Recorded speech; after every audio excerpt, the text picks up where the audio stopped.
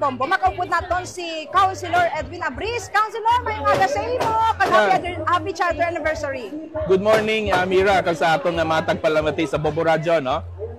Happy charter anniversary. Nagakalipay kita kay ang aton nga mga taga-barangay, no? Halos may entry sila sa aton Lechon Festival.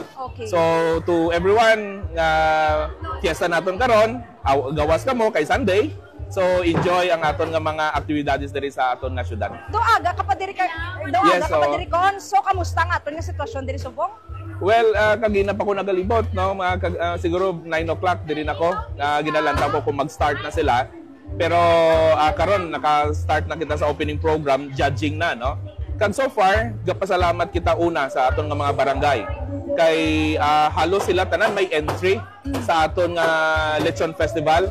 Ang aton man nga mga negosyante, madamo man sang nag-entry nga mga commercial lechoneros naton. So nami man kay ang participation sa aton nga mga pumuluyo arap gid permi. This is already the 12th Lechon Festival nga ginpatigayon sa aton nga charter anniversary. So gapasalamat kita in behalf sa city government sang Coronadal, kay Mayor Bebo Tojena sa tanan nga nag-participate sa aton nga festival. Okay. Cons, ano ang importansya sang ini nga mga kasaunugan in order to boost our ni mga livelihoods, mga negosyante naton kasubong ni mga lechoneros naton sa syudad? Well, una, this is actually basically a promotion of MSMEs, no? Ining aton nga mga small micro economic enterprise diri sa aton nga syudad. Nakita naton diri sa Coronadal, madamo sang mga lechoneros nga gagmay, no? Hindi lang gid sila ma-promote previously kaysa una gahilera lang ni siya sa Zone 1. Madumduman ko kung naubra ini siya nga Lechon Festival because sa una nagahilera lang ini siya sa Zone 1 kag sa ibang nga barangay damo sa mga mga lechoneros. So nag-come up sa idea to promote, no? Kag para bala ma-patronize naton ang aton nga produkto, ang mga produkto sa aton mga lechoneros sa Coronadal. Nagpubra kita sang isa ka event kung sa din tanan sila i-gather.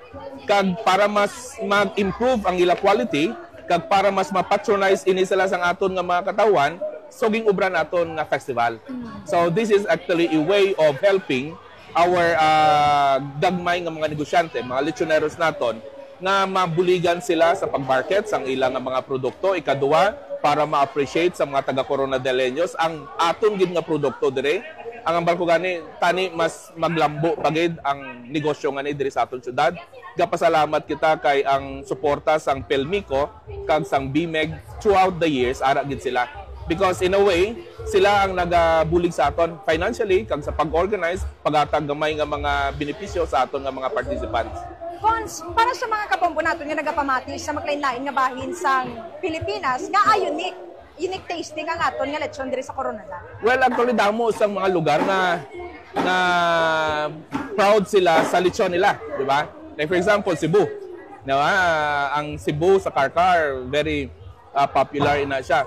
Hindi bina siya madula because sa Pilipinas, kung may pambansang pagkaon o may pagkain kita, ang permilaton ma-refer is adobo, but hindi gid madula ang lechon, no? It's actually daw aton man nga national food. Although this has history actually sa aton nga colonizer, no? Sa mga Espanyol. Nakuha man naton sila.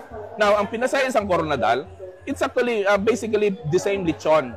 Ang manners ang paglechon sa bilog ng Pilipinas is the same.